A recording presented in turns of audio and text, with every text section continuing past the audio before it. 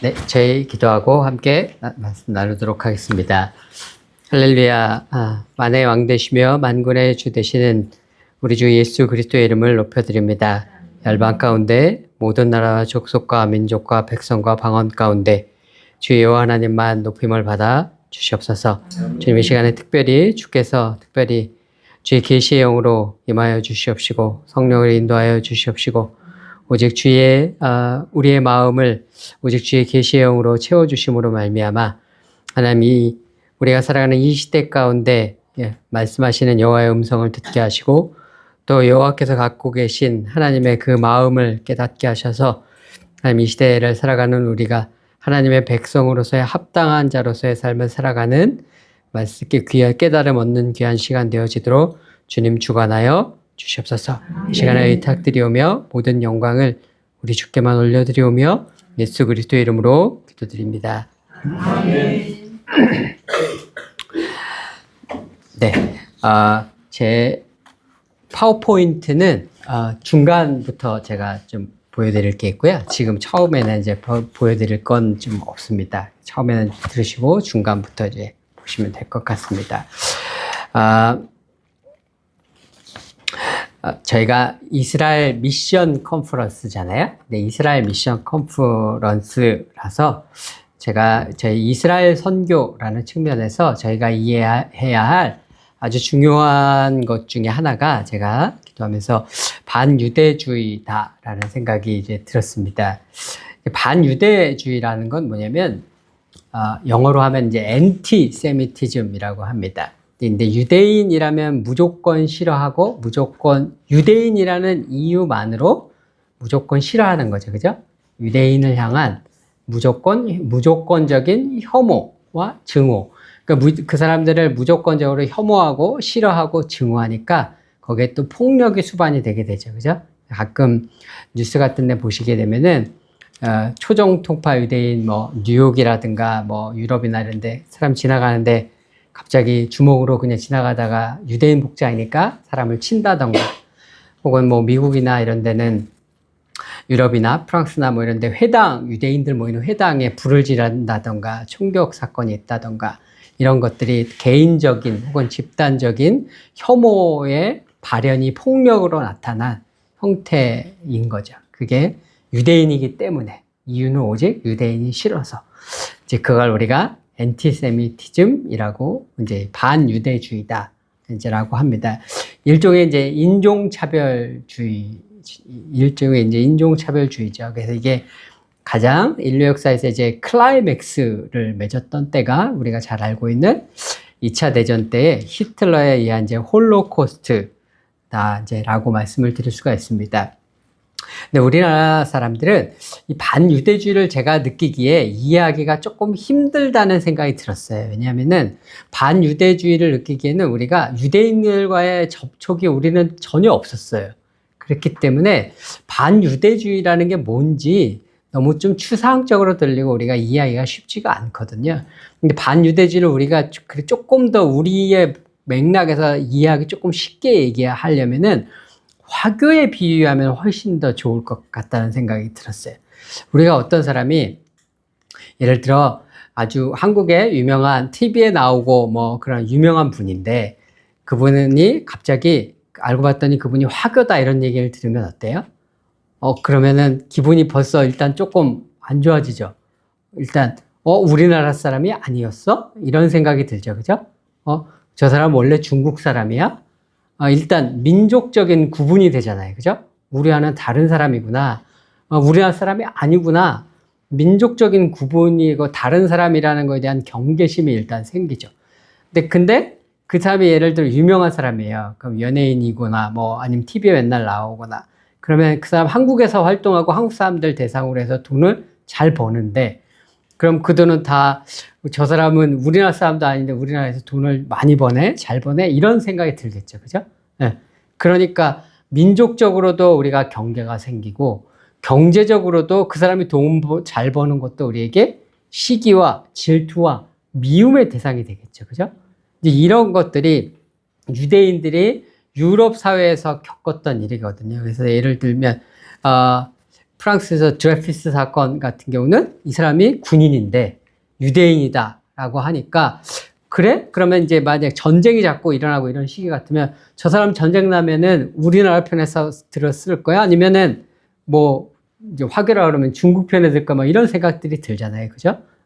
그러니까 의심의 눈초리로 그 사람을 우리 중에 똑같은 우리 중 사람으로 보지 못하게 되는 것이고, 경제적으로는 우리가 잘 아는 베니스의 상인이라는 책에 보면은 거기에 수전노로 나오는 주인공이 있죠. 유대인이. 그죠? 네, 고리대금업을 하는. 유대인들이 거기서는 늘 고리대금으로 돈을 벌었기 때문에 이 사람들이 늘 미움, 경제적으로, 민족적으로도 경제적으로도 의심의 눈초리와 시기와 질투의 대상이 될 수밖에 없었던 겁니다. 거기다가 화교와는 다르게 한 가지 미움을 살 요소가 더 있죠. 종교적으로. 이 사람들 유럽은 전부 다 기독교 국가고 기독교 민족이잖아요, 사람들이. 근데 이 사람 유대인들은 종교가 다르잖아요. 거기다가 종교가 다를 뿐만 아니라 거기다가 이 사람들이 예수님을 십자가에 못 박도록 내어준 민족이다라는 인식이 사람들에게 있잖아요. 모든 사람들이 기독교인인데 유대인들을 바라보는 인식이 그러니까 이 사람들이 곱게 보일 수가 없었던 거죠. 그래서 이 사람들은 끊임없이 민족적으로나 경제적으로나 종교적으로나 사람들에게 미움을 받을 수밖에 없는 그러한 환경 가운데 이 사람들이 이제 있었던 것이고, 그것이 역사를 거쳐서 쭉 내려오면서 우리가 유대인이면 나는 무조건 싫어라고 하는 형태의 반유대주의라는 정서로 이제 유럽 사회에서 정착이 이제 되었었던 겁니다. 사실 중동 지역에서 중동 지역에서 오늘날 이스라엘에서 많은 전쟁들이 계속해서 벌어지고 있고, 그 이스라엘에서 벌어지고 있는 전쟁 중에 이스라엘이 잘못하는 것들도 많이 있죠. 하지만 이스라엘을 둘러싼 전쟁의 본질을 한 가지, 본질이 뭐냐, 이스라엘을 중심으로 벌어지는 전쟁의 본질은 뭐냐 하면 결국 반유대주의입니다. 왜냐하면 이슬람 세계가 지금 이스라엘과 전쟁을 하는 전쟁의 목적은 오직 한 가지거든요. 이스라엘을 지구상에서 없애버리겠다.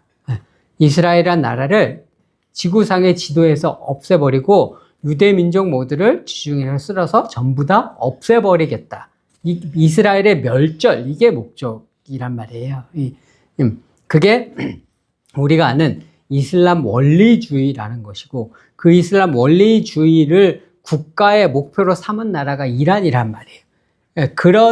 그런 이란의 목표에 부합하는 정신을 가지고 있는 사람들이 누구냐면 하마스, 헤즈볼라 이런 사람들이란 말이에요.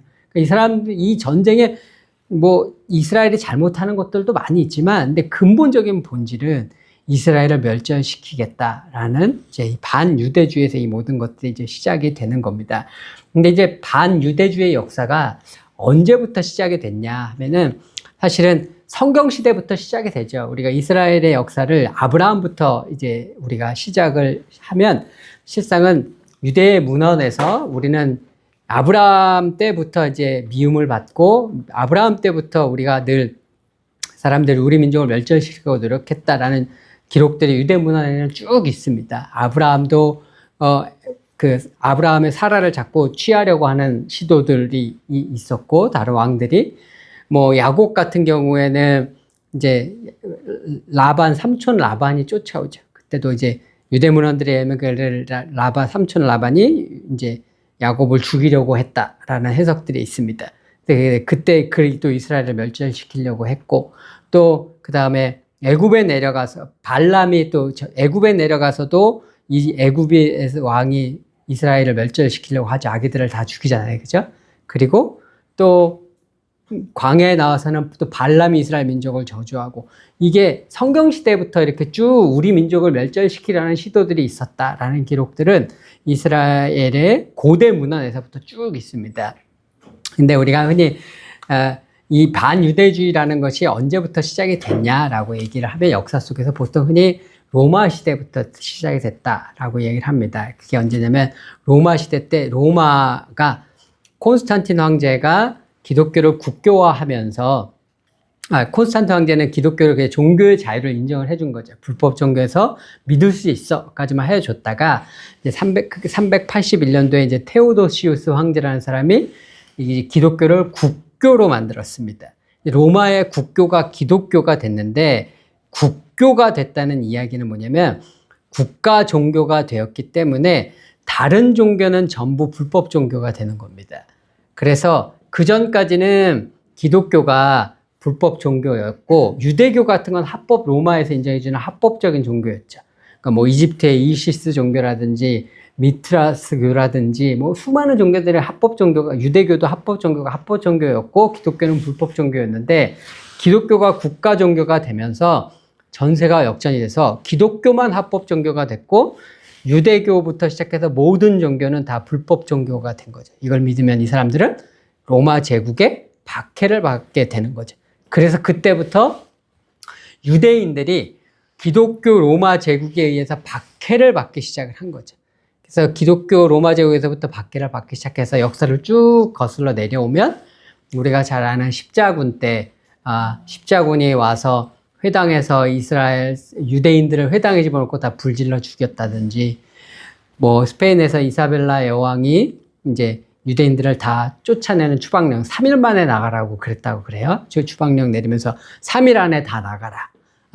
그래서 3일 만에 쫓겨나가야 됐고 그 사람들이 또 스페인에서 쫓겨난 사람들이 포르투갈 왕이 받아주겠다고 해서 포르투갈로 간 사람들이 많았는데 갔더니 그 포르투갈 왕이 강제로 개종을 시켰단 말이에요. 그러니 거기서 또 이 사람들이 또 유럽 쪽으로 넘어가고 근데 영국에서도 추방당하고 유럽에서도 추방당하고 또 간 데가 그래서 어디냐면 러시아 쪽으로 많이 넘어갔는데 또 러시아에서도 1800년대 말에 또 대학살과 추방이 있어서 또 거기서 또 쫓겨나고 그렇게 해서 이제 홀로코스트에까지 이제 이르게 됐었던 거란 말이죠. 2차 대전 때. 그런 이스라엘 민족의 반유대주의가 로마 제국에서부터 시작이 돼서 그게 381년부터 시작됐다고 치면은 엔티세미티즘은 약 1700여 년 가까운 이 역사를 가진 이제 현상인 거죠. 그러다 보니까 이 사람들에게는 어떤 마인드가 있냐면 우리나라를 예전에 저희가 학교 다닐 때 한의 민족이라고 배웠잖아요. 우리의 정서를 뭐라 한마디로 표현하면 한이었죠. 그죠? 이제 지금은 그게 없죠. 특히 젊은 친구들에게. 그 정서가 우리가 이제는 이제 많이 사라지고 회복이 되었지만 이스라엘 민족에는 늘 우리는 늘 약자야. 우리는 늘 당해. 우리는 늘 세상에서 피해자야 라는 피해자의 마인드와 한이 뼈묻히게 살인 한의 정서가 이 사람들의 뼛속 깊이 사무친 한의 정서가 있어요. 근데 이 뼛속같이 깊이 박힌 이 한의 정서의 가해자가 누구냐 했을 때 가해자는 기독교인. 가해자는 다 기독교 국가거든요. 로마 제국이 기독교 국가였죠. 그죠? 그 다음에 십자군이 기독교인이었죠. 그죠? 이사벨라 여왕이 스페인이 기독교 카톨릭 국가. 이 사람들한테 카톨릭이나 개신교나 다 기독교란 말이에요. 그냥. 그러니까 그 이사벨라 왕도 카톨릭이었죠. 포르투갈 왕도 그랬죠. 유럽의 영국 뭐 다 기독교, 러시아도 다 기독교 국가고 독일도 기독교 국가란 말이에요. 루터교가 국교였던 나라잖아요. 근데 우리를 전부 다 이렇게 잡아 죽이고 미워한 가해자가 누구냐? 유대인들에게 그 가해자는 전부 기독교인, 기독교 국가입니다.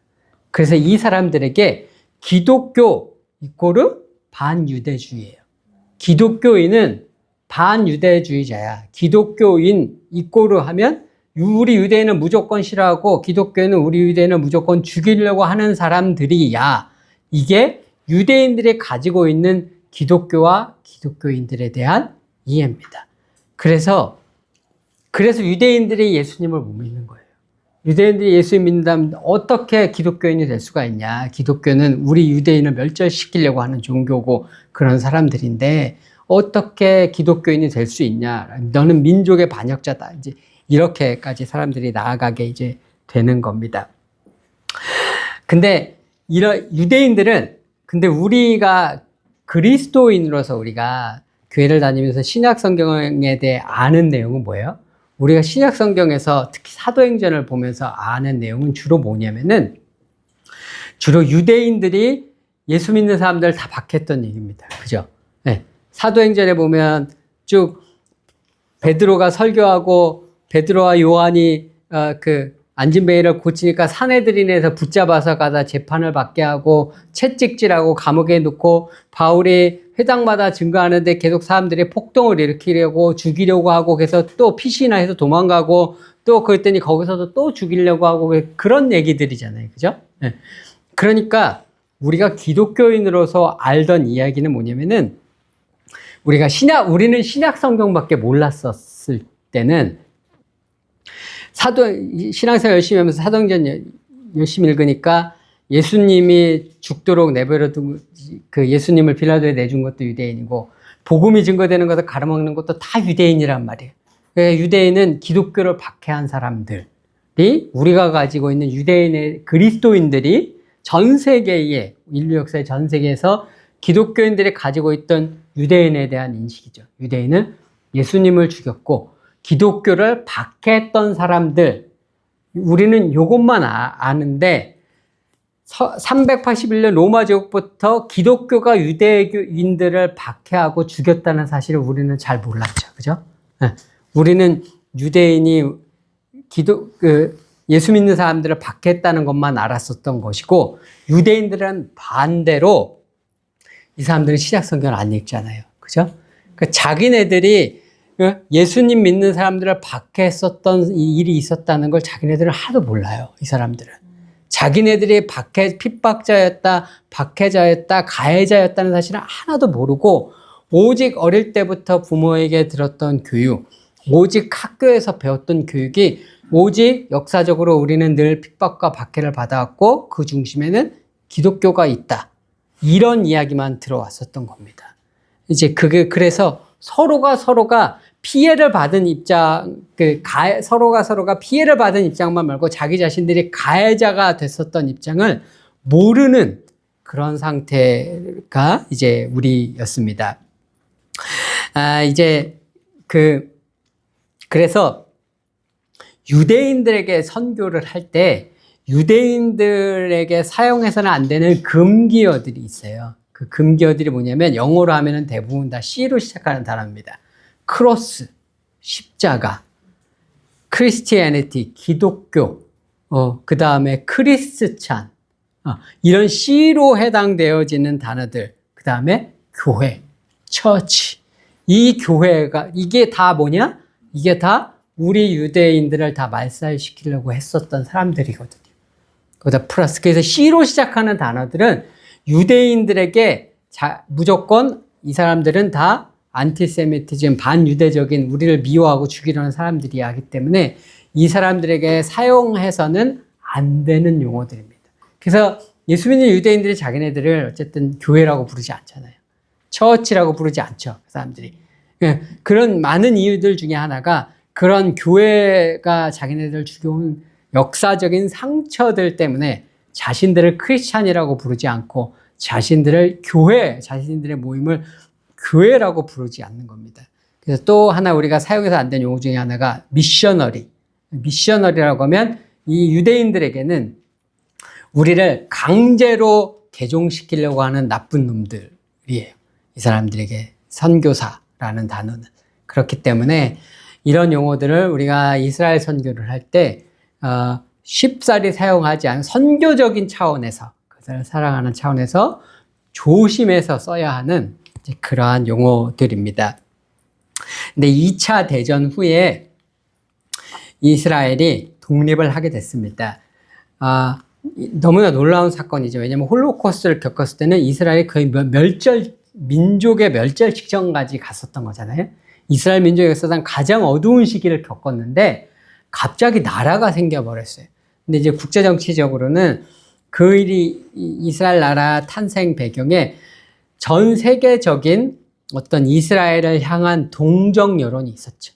이스라엘이 홀로코스트라는 끔찍한 일을 당했다는 것을 전 세계가 깨닫고 나서 이 사람들이 좀 자기 나라를 갖게 갖고 살게 해줘야 되지 않겠느냐라는 전 세계적인 동정 여론이 있어서 그 여론들로 인해서 이스라엘이 나라를 갖게 된 이제 측면들이 있습니다. 근데 이스라엘 사람들이 그러면서 2차 대전 후에 어떤 질문을 스스로, 유대인들이 어떤 질문을 스스로 했냐면, 우리는 왜 이렇게 홀로코스트와 같은 일들을 겪어야 했는가? 이런 질문을 자기들이 스스로 한 겁니다. 왜 우리는 홀로코스트와 같은 일을 겪어야 했는가? 그랬는데 이 사람들이 자기네들 입장에서 볼 때는 자기네들을 멸절시키려고 하는 건 지금까지 전부 다 기독교인들이고 기독교 국가였거든요. 그러니까 왜 기독교인들은 우리를 그렇게 미워하는가? 이제 이걸 우리가 연구해 봐야 되겠다라고 생각을 한 거예요. 그래서 2차 대전 후에 유대인들 가운데 기독교 연구, 신약 성경 연구가 활발히 진행이 되었습니다. 펀드도 많이 구성이 되어지고, 그러면서 이 사람들이 기독교는 우리 유대인들에 대해서 무엇이라고 이야기를 하고 있는가라는 거를 유대교인인 유대인이나 아니면 세큘라 유대인, 아무 종교가 없는 유대인들이 기독교를, 성경을 연구를 하기 시작을 한 겁니다. 그랬더니 이 사람들이 볼 때 기독교에서는 이 사람들이 내린 왜 우리가 홀로코스트를 겪어야 했는가에 대한 결론이 그거였습니다. 기독교는 우리 유대인이 예수를 죽였다고 가르친다. 그렇기 때문에 기독교인들은 우리를 미워한다. 이제 그게 이 사람들이 내린 결론이었습니다. 그래서 이 사람들이 유대인들의 신약을 연구를 하기 시작을 했습니다. 신약 연구에 펀드도 많이 들어가고 돈도 많이 들어가서 어떤 이 사람들이 주장들을 신약학계에서 하기 시작을 했냐면, 우리가 우리가 예수를 죽인 게 아니다. 라는 주장들을 신학계에서 하기 시작을 했습니다. 당시에 이스라엘은 유대 총독에게 사형의 권한이 있었지, 이스라엘 사내들인 공예는 사형의 권한이 없었거든요. 그래서 사내들의 안나스와 가야바 제사장들이 모여서 빌라도에게 데리고 가는 거거든요, 예수님을. 그래서 이 사람들이 뭐라고 주장을 하냐면, 우리가 죽인 게 아니라 예수 그리스도의 죽음에 대한 책임은 로마에 있는 것이다. 빌라도에게 있는 것이고 로마도에게 있는 것이지 우리는 사형을 할 수 있는 권한도 없었다. 우리 유대인들에게는. 이런 주장을 유대인들이 이제 신약학계에서 발표를 하고 그런 논문들이 이제 나오기를 시작을 하게 됩니다. 네. 그러면서 예수 그리스도의 죽음에 대한 진짜 책임이 누구에게 있느냐. 이것이 신약학계에서 하나의 중요한 이런 논문이 자꾸 나오다 보니까 하나의 주제가 돼서 이런 것들을 다시 한번 보자. 이런 논의들이 막 일어나게 돼요. 그래서 어떤 주장들이 막 일어나게 되냐면, 유대인이 죽은 완전히 책임이 없다고는 할 수는 없지만, 그래도 신약학계 학자들이 유대인이 전반적으로 다 예수님을 죽였다고 하기는 그렇고, 유대인 중에 일부, 사내들인 공유의 리더들이 죽인 것이다. 그러니까 이스라엘 백성들 전반적으로는 책임이 없다. 일부 사람들에게만 책임이 있는 것이다. 이제 이런 형태의 논문들이 이제 나오기를 시작을 이제 합니다. 그러면서 이제 60년대 들어서면서부터 예수를 믿는 유대인들, 메시아닉 주이시들이 등장을 하기를 시작을 하죠. 메시아닉 주이시 목사님들이 등장을 하면서 이분들이 유대인인데 예수를 믿는 사람들이 생기면서 이제 전 세계적으로 이제 명성을 얻으면서 세계를 돌아다니면서 설교를 하시게 되거든요. 근데 이분들이 이야기를 하신 것 중에 하나가 뭐냐면은, 예수님을 우리 민족이 죽은 게 아니다. 예수님을 유대인이 죽였다고 얘기하는 건 반유대주의적인 것이다. 라고 설교를 하고 다니시는 분들이 적지 않게 있었습니다. 한 6개월 됐을까 모르겠는데, 6개월인지 한 1년, 6개월에서 1년은 안 된 것 같은데, 그 브레드 TV 이스라엘 관심 있는 분들 많이 보시잖아요. 김종철 감독님이 이스라엘에 가셔서, 요셉 슐람 목사님하고 인터뷰를 하셨습니다. 제가 한 6개월, 에서 1년 사이쯤 전인 것 같은데, 근데 대화를 하신 걸 이제 올려서 한 30여 분 되는 걸 제가 이제 봤어요. 근데 거기서 여러분들 요셉 슐라 목사님도 잘 아시잖아요. 요셉 슐라 목사님이 이제 그 인터뷰에서도 뭐라고 하시냐면은 유대인이 예수님을 죽이지 않은 거다. 유대인이 예수님을 죽였다고 하는 것은 반유대적인 발언이고, 그건 기독교에는 이스라엘을 사랑하고 유대인을 사랑해야지, 그렇게 이야기하는 것은 반유대적인 것이고, 나는 전 세계 기독교인이 그렇게 얘기하는 것이 너무 슬프다. 예, 그건 잘못된 인식이다. 이렇게 이제 말씀을 하시는 걸 제가 봤습니다. 이러한 이야기를 들으면은, 여러분 이런 얘기를 들었을 때 어떠셨어요? 처음 이런 얘기 들으면 혼동이 오지 않나요? 왜냐하면 교회 다닐 때는 계속해서 유대인들이 예수님을, 성경을 우리가 그냥 얼핏 읽으면 유대인들이 예수님을 죽이려고 계속 잡으려고 하나, 못했다. 근데 계속 죽이려고 논의를 했다. 계속 그런 내용들이 나오잖아요. 그죠? 성경에서 유대인들이 그 예수님을 죽이려고 하는 내용들이 나오고, 결국 유대인들이 사내들인 공의에서 예수님을 빌라도에게 데리고, 자기네들 사형 권한이 없으니까 했고, 빌라도가 예수님을 끝까지 풀어주려고 했는데, 그 피가 우리의 손에 있을 것이다 라고 하면서까지 예수님이 죽기를 그 사람들이 외치잖아요. 그 다수의 군중들이. 이제 그런 것들을 우리가 봐왔는데, 그거는 잘못된 것이다 라고 이야기를 이제 유대인인 목사님들이 하시니까 혼동이 오게 되죠. 그죠? 우리가 기존에 알고 있던 것들과 이분들이 얘기하시는 게 다르니까. 그러니까 저 같은 경우도 이걸 어떻게 이해해야지? 라고 혼동이 오더라고요. 근데 많은 분들이 이제 이스라엘에 관심이 있고 이스라엘 사랑하시는 분들은 그렇게 생각하시잖아요. 우리가 유대인 목사님이 말씀하셨으니까, 그렇구나. 우리가 여지껏 성경을 잘못 알고 있었네. 하고 그냥 거기에 동의해 버리시는 경우들이 많잖아요. 저도 혼동이 오면서 이걸 어떻게 받아들여야 될 것인가를 고민을 하기 시작을 했었습니다. 그러면서 과연 예수님을 죽인 책임이 누구에게 있는가? 이게 신약계에서도 굉장히 중요한 주제고 화두이기도 해요. 그래서 그 주제를 가지고 제가 이제 말씀을 이제 보기 시작을 했습니다. 신약 성경에 예수님을 죽인 책임이 유대인에게 있는 것 같이 하는 구절들이 있죠. 그 신약 성경의 구절들을 유대인들은 뭐라고 얘기를 하냐면, 이게 기독교가 반유대적이라는 증거야 라고 얘기를 하거든요. 그래서 예수님의 죽음에 대해 이야기하고 있는 구절들이 어떤 것들이 있는지 그걸 한번 보도록 하겠습니다. 이제 그게 이 유대인들은 반유대적이다 라고 이야기하는 그러한 성경 구절들입니다.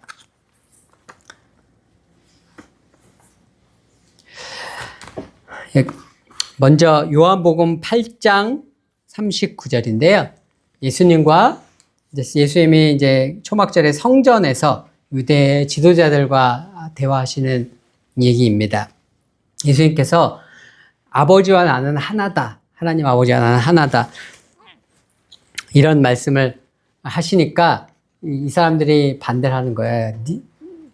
자, 어떻게 하나님은 신이고 당신은 우리 앞에 있는 사람인데 어떻게 하나님이 당신의 아버지일 수 있느냐? 그러니까 예수님께서 말씀하시니까 이 사람들이 우리 아버지는 아브라함이라 하니 예수께서 이르시되 너희가 아브라함의 자손이면 아브라함이 행한 일을 할 것이오늘 지금 하나님께 들은 진리를 너에게 말한 사람인 나를 죽이려 하는도다.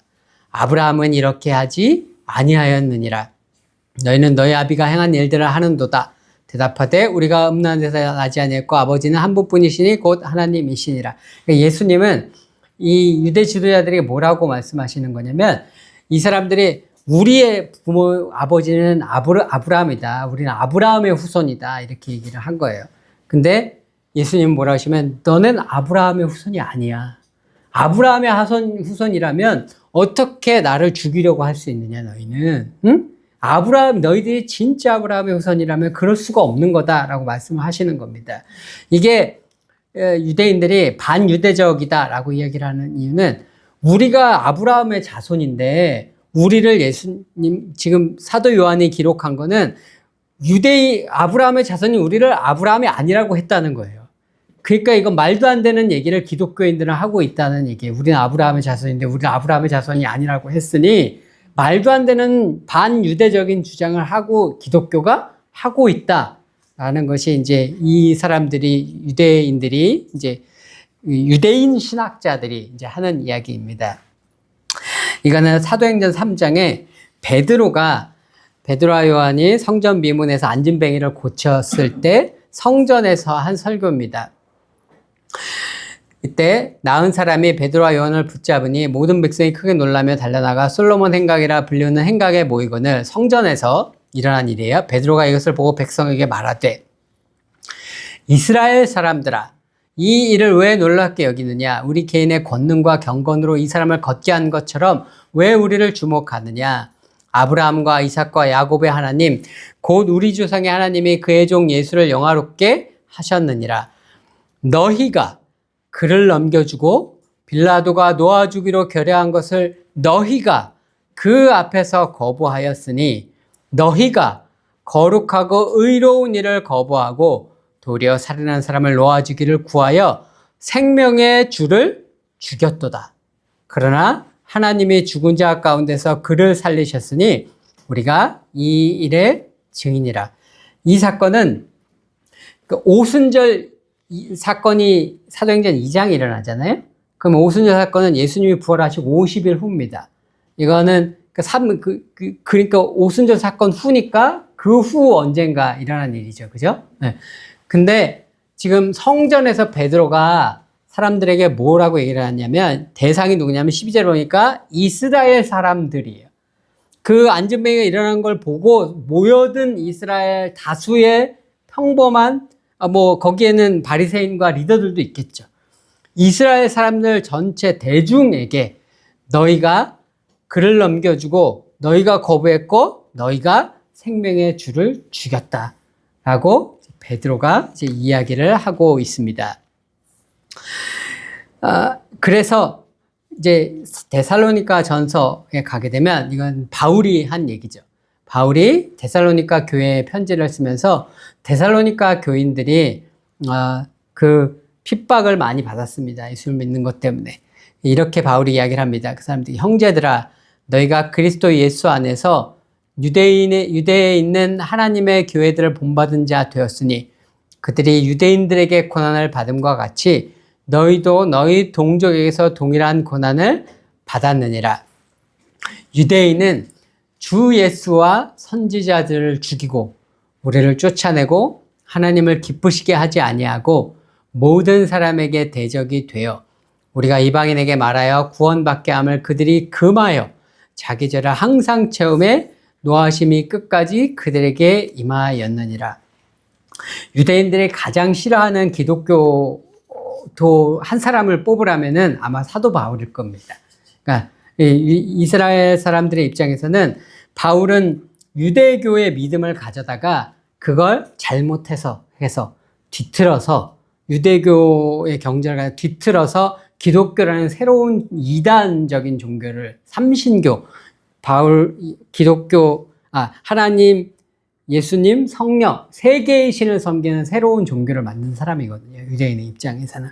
그래서 가장 이 사람들이 신약 성경 저자들 중에서도 가장 반유대적인 사람이다라고 사람들에게 유대인들에게 미움을 받는 사람이 사도 바울입니다. 근데 사도 바울이 여기 이렇게 이야기를 하죠. 유대인들이 주 예수와 선지자들을 죽였다. 사도 바울이 이렇게 얘기를 합니다. 그래서 이 구절이 대표적으로 유대인들에게 사도 바울이 반유대적인 기독교인이다라고 미움을 사는 증거로 삼는 이제 그런 구절입니다. 근데 우리가 이 구절들을 보면 앞에 얘기한 요한이나 베드로나 바울이나 다 유대인이거든요.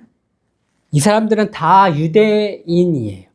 그리고 바울은 뭐라고 우리가 이야기를 하냐면은 내 민족이 구원을 받는다면 내가 죽어도 좋다 이런 얘기를 하는 사람이잖아요. 그죠? 그만큼 자기 민족의 구원을 갈망하고 사랑했던 사람입니다. 그리고 바울이 이방인 선교에 그렇게 애를 썼던 이유는 사도행전 1장 3절에서 6절에 보게 되면 예수님이 부활하신 다음에 제자들이 와서 이렇게 묻죠. 주께서 이스라엘 나라를 회복하실 때가 이때니까 이렇게 묻죠. 그때 예수님께서 뭐라고 말씀하세요? 때와 기한은 아버지께서 정하신 것이니 너희는 이스라엘 나라의 회복은 신경 쓰지 말고 뭐라고 말씀하시냐면 사도행전 1장 8장에 너희는 땅끝까지 이르러 내 증인이 되라 이렇게 말씀하셨죠. 그죠? 그러면 이게 뭐냐면 때와 기한이 어떤 때예요?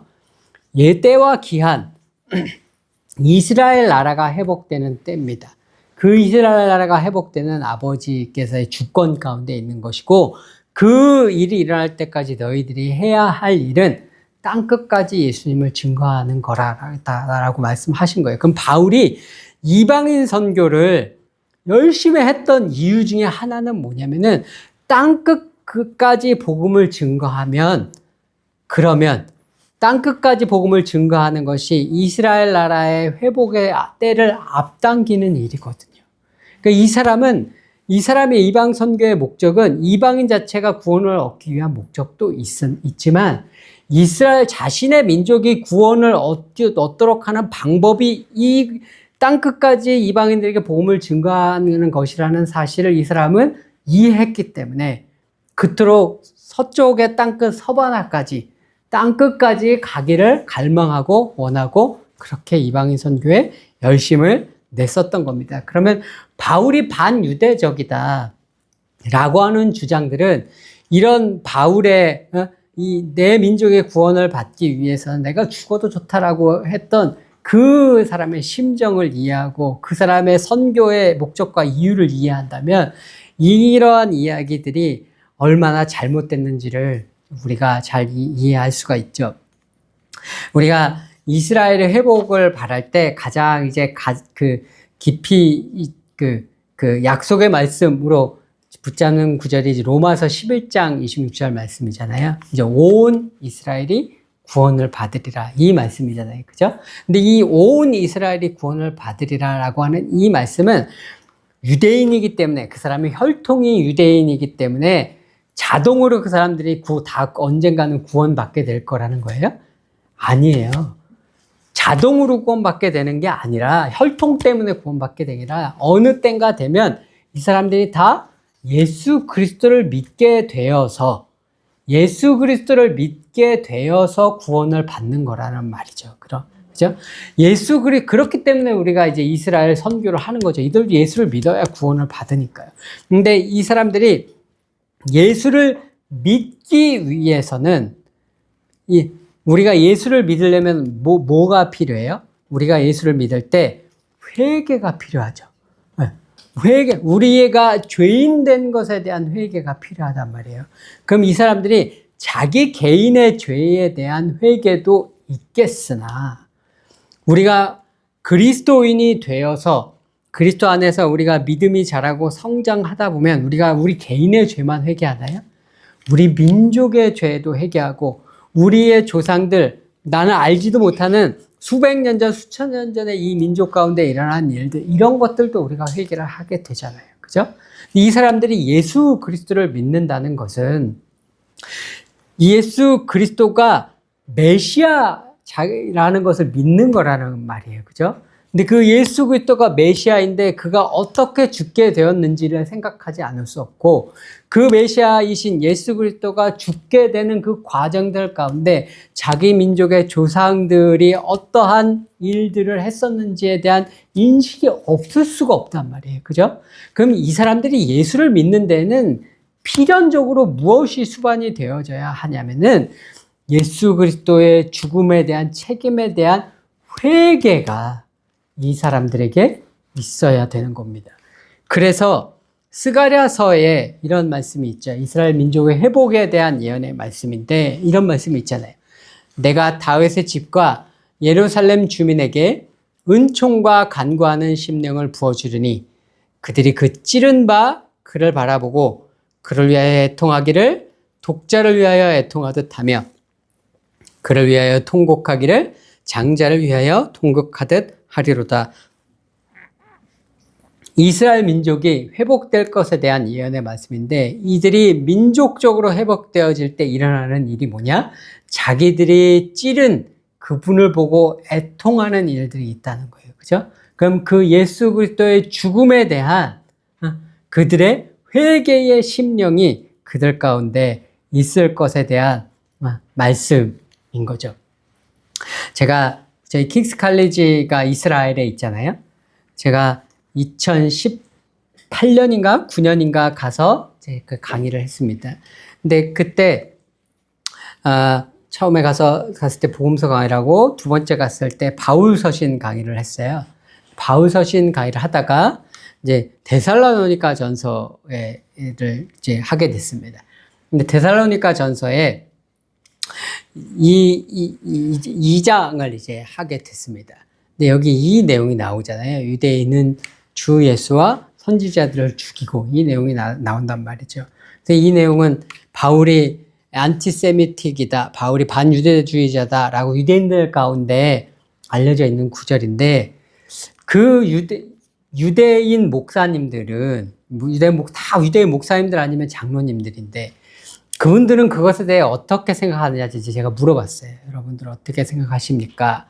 여러분들도 바울이 반유대주의자다라고 생각을 하십니까? 이제 제가 물어봤어요. 그랬더니 그렇게 생각한다는 대답들이 많더라고요. 자기네들이 학교에서 늘 기독교는 그렇게 우리를 미워한다, 반유대주의자다라고 배웠고, 그렇게 된 원인이, 가장 큰 원인이 바울이 그렇게 가르쳤기 때문이다, 이렇게 학교 다닐 때부터 그렇게 배웠대요. 그리고 교회에서 설교를 듣기로도 좀 그런 식의 설교를 되게 많이 들었대요. 그럼 들은 거 말고 여러분들은 어떻게 생각을 하느냐 이제 제가 물었어요. 그랬더니 대부분 그렇게 쭉 들어왔기 때문에 그냥 그렇게 생각을 한다는 거죠. 그래서 제가 이 말씀은 어떻게 생각하느냐 제가 물어봤어요. 사도행전 3장에 있는 말씀인데, 베드로가 성전에서 안준뱅이를 일으켰을 때 사람들이 몰려드니까 베드로가 한 말인데, 이스라엘 사람들아, 너희가 그를 넘겨주고 너희가 그 앞에서 거부하였으니 너희가 생명의 주를 죽였도다. 베드로가 지금 누구한테 얘기를 하고 있냐면은 이스라엘 사람들 전반, 보편적인 백성들을 한 사람 한 사람, 그 사내들인 공의회 리더들 앞에서 그 사람들만 데리고 얘기하는 거 아니에요. 일반 백성들을 데리고 얘기하는 거예요. 근데 그 사람들한테 이렇게 얘기를 하는데, 베드로도 반유대적이라고 생각하느냐 제가 물어봤어요. 근데 선뜻 대답을 못 하더라고요. 왜냐하면 베드로는 반유대적이다라는 이야기 저도 못 들어봤거든요. 왜냐하면 신학자들 중에 베드로를 반유대적이라고 이야기하는 사람은 별로 없어요. 왜냐하면 베드로는 바울은 근본적으로 율법과 은혜, 갈라디아서 로마서 율법과 은혜를 대조해서 율법은 잘못됐고 은혜를 강조하잖아요. 그죠? 그러니까 율법을 그렇게 잘못된 것처럼 얘기한다고 해서 유대인들이 싫어하는데, 베드로는 특별히 뭐 그런 말씀들이 없단 말이에요. 그러니까 베드로는 반유대적이다 이런 얘기들을 신학자들이 하지 않아요. 근데 그러면 여러분들이 만약에 바울이 앞에 이 구절과 이런 것들 때문에 바울을 반유대적이라 하는 이유가 이런 구절들 때문인데, 이 구절 때문에 바울을 반유대적이라고 한다면 이 구절 때문에도 당연히 여러분들 베드로를 반유대적인 사람이라고 비난을 해야 된다. 근데 여러분들은 왜 그러면 베드로는 반유대적이라고 선뜻 대답을 못하는 것 같냐? 제가 물어봤습니다. 근데 이게 굉장히 조심스러운 얘기예요, 유대 사회에서는.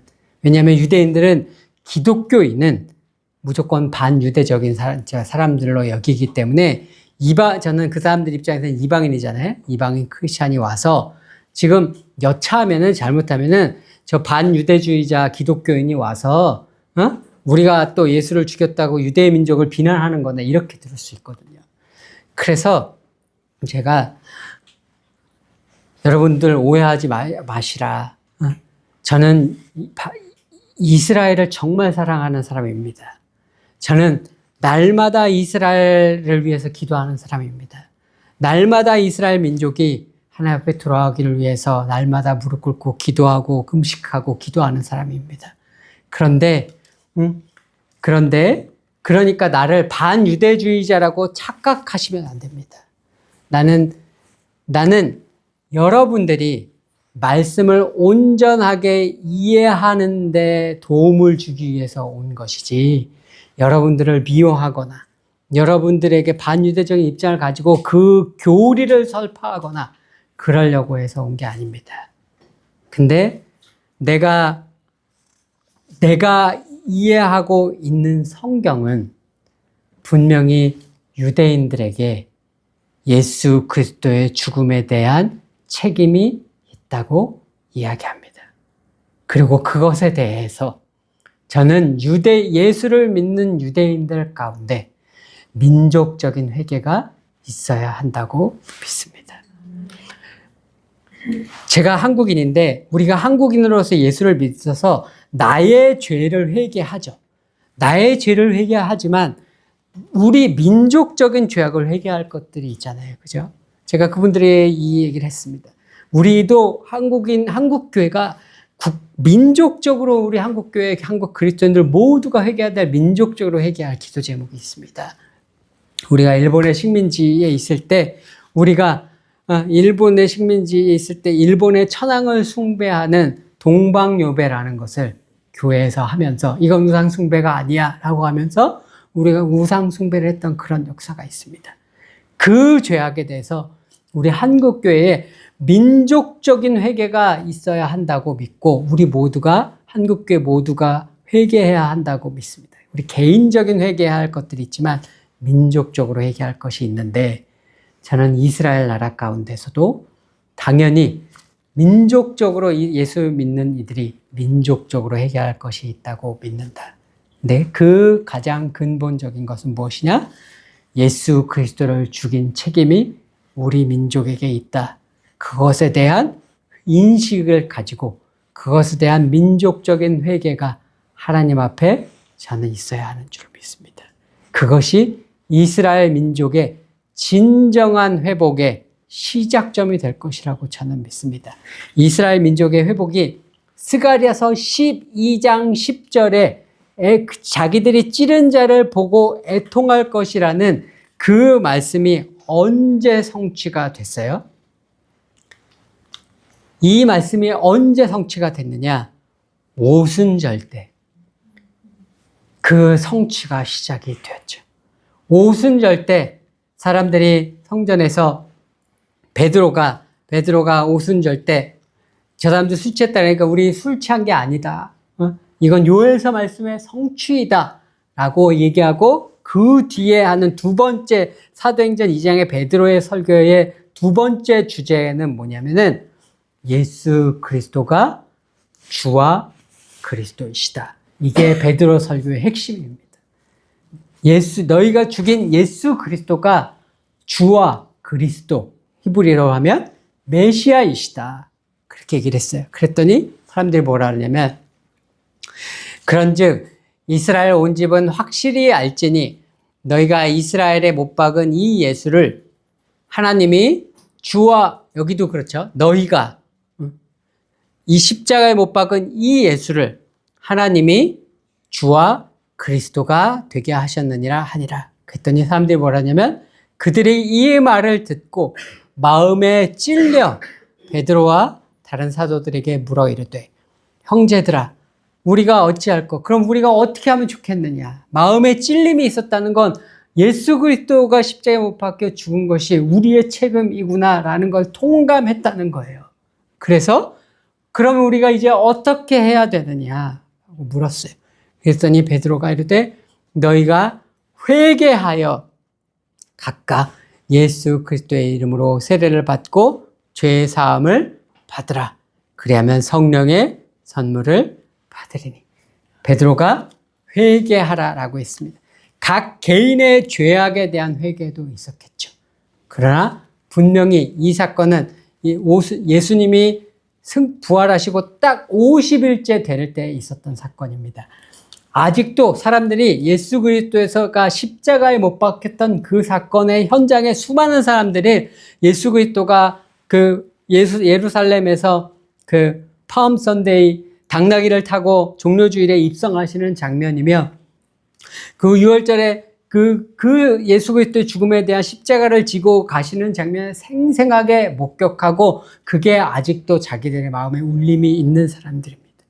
그 사람들이 회개할 때 그 예수 그리스도의 죽으심에 대한, 너희가 십자가에 못 박은 이 예수를 이라는 말을 듣고 마음에 찔린 사람들이 그 예수 그리스도의 죽음에 대한 책임에 대한 회개를 하지 않았을 리가 없습니다.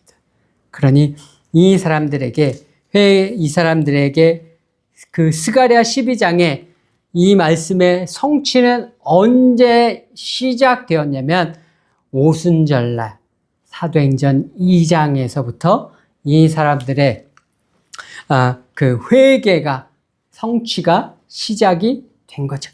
그렇지만 그때 시작되었으나 아직 완성되지 못한 이들의 회개가 마지막 때에 예수님의 재림이 임박한 때, 그 어느 때에 온 민족이 하나님 앞에 회개하는 역사가 이제 일어나게 되는 것입니다. 그러면 이런 얘기를 들으면은, 제가 지금 이 얘기를 하면은 이제 보통 사람들이 어떻게 하냐면, 이제 끝나고 가시잖아요. 그러면은 어떻게 하시냐면은, 예수님의 죽으심이 예전에 유대인 목사님이 누가 오셔서 얘기해서 책임이 없다 그래서 그런 줄 알았는데, 오늘 강의 들었더니 책임이 있대. 그러고 끝나고 그 심령에 뭐가 있냐면, 저들에게 책임이 있었네 라는 정죄감이 심령에 있고 끝이 나요. 그러면은 강의를 차라리 안 들은 것만도 못한 거예요. 왜냐하면 우리에게 저들이 이 예수 그리스도를 받아들이지 못하게 된 책임이 누구에게 있어요? 기독교인들에게 있단 말이에요.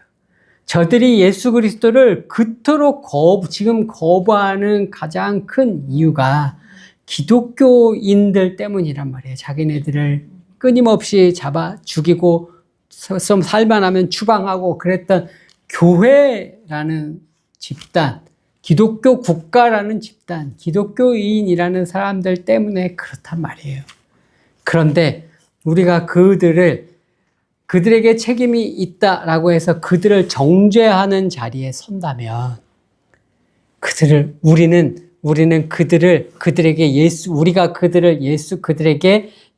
그리스도를 증거하기를 완전히 포기하는 것과 마찬가지. 그럼 그들에게 예수 그리스도를 증거하려면 어떻게 해야 돼요? 그들보다 내가 더 큰 죄인임을 깨달아야죠. 네가 죄인이야, 내가 의인이어서 네가 죄인이야 이렇게 얘기하는 순간, 그 사람은 내가 믿는 예수를 안 받아들여요. 언제 사람들이 예수를 받아들이나요? 그 사람이 뭔가를 잘못했어요. 근데 저는 당신보다 더 큰 죄인이었습니다. 근데 당신보다 더 큰 죄인인 나를 예수님께서 용서해 주셨습니다. 당신도, 나 같은 사람도 예수님께서 용서해 주셨으니 당신도 예수님께서 용서해 주실 것입니다. 그게 복음이고 그게 은혜죠. 그런데 교회는 지금 지난 2000여 년간 어떻게 그들에게 이야기했던 거예요? 니네들이 예수님 죽였잖아. 니네들이 죄인이잖아.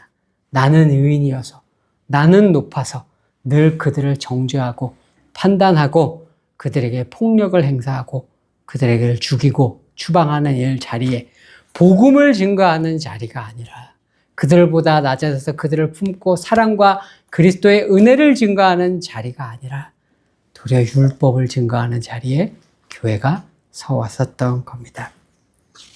그래서 이제 우리가 이스라엘 미션 컨퍼런스에서 우리가 이해할 것은 단순히 우리가 이들에게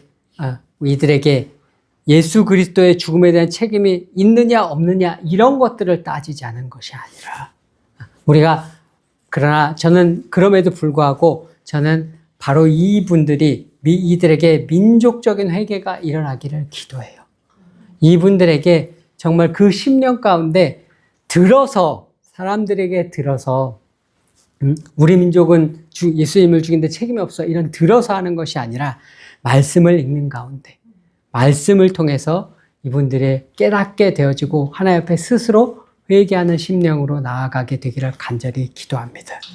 그러나 또한 우리가 그들을 정죄하는 자리에 서는 것이 아니라 그가 예수 그리스도의 사랑과 은혜를 전파하는 그들보다 낮은 자리에 서는 복음을 증거하는 자리에 서기를 원합니다. 제가 이스라엘에서 강의를 하고 그때 3년 전에 이스라엘에서 강의를 하고 났는데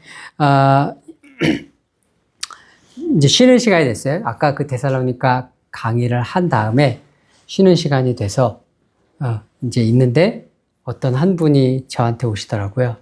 긴장을 했어요. 그래서 왜냐면 너 반유대주의자 아니야 이럴까봐 긴장을 딱 했는데 그분이 와서 그렇게 얘기를 하시는 거예요. 자기는 평생 우리는 피해자다 이런 얘기만 들어왔대요. 우리 기독교인은 가해자다. 우리는 늘 당해왔고 피해자였다. 우리는 책임이 없는데 우리는 늘 기독교인들의 박해를 받아왔다.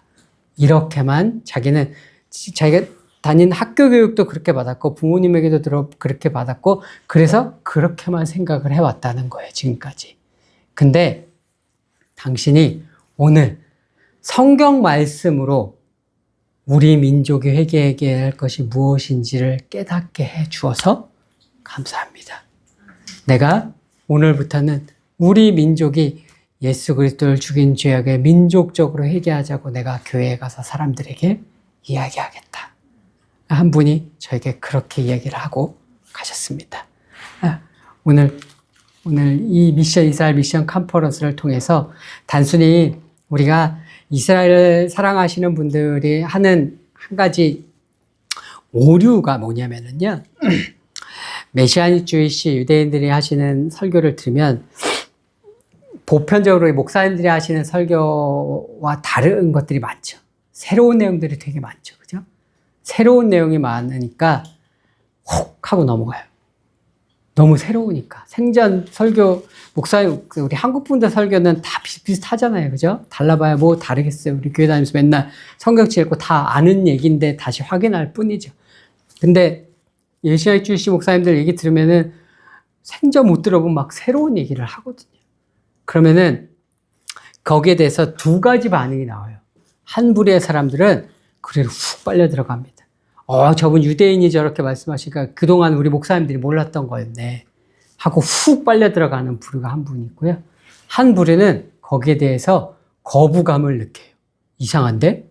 우리가 기존에 알고 있던 거하고 다른데? 응? 이단 아니야? 이렇게 두 부류로 크게 갈라집니다. 보편적으로 이스라엘 사랑하고 이스라엘 이스라엘 선교하기 원하시는 분들은 이 첫 번째 부류에 속해요. 그냥 훅 빨려 들어가요. 새로우니까.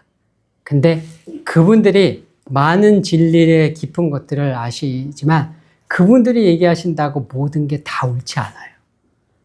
유대인 목사님이라고 해서 모든 걸 그분들이 다 바르게 보고 있지 않아요. 그러면 그때 어떻게 해야 되느냐? 바울이 회당에서 예수 그리스도가 메시아라는 걸 증거하러 다녔어요. 그때 회당에서 사람들이 어떻게 반응했어요? 두 번째로 반응했죠. 저거 이상한데? 저거 이단이야. 라고 바울을 죽이려고 했습니다. 왜요? 그들이 알고 있는 신학과 바울이 증거하는 신학은 너무나 달랐거든요.